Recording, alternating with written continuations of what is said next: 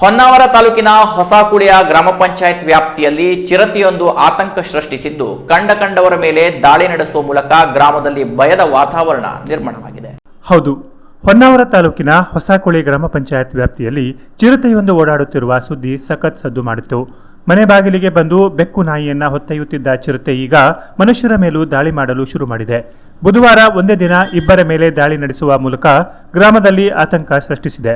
ಹಿರೇಮಕ್ಕಿಯ ಸತ್ಯನಾರಾಯಣ ಹೆಗಡೆ ಅವರ ಮೇಲೆ ಬೆಳಿಗ್ಗೆ ದಾಳಿ ಮಾಡಿದ ಚಿರತೆಯು ಸಂಜೆ ಹೊತ್ತಿಗೆ ದ್ವಿಚಕ್ರ ವಾಹನದಲ್ಲಿ ಸಂತೆಕುಳಿಯ ಕಡೆಗೆ ಬರುತ್ತಿದ್ದ ರವಿ ಹೆಗಡೆ ಎಂಬುವವರ ಮೇಲೂ ದಾಳಿ ಮಾಡಿದೆ.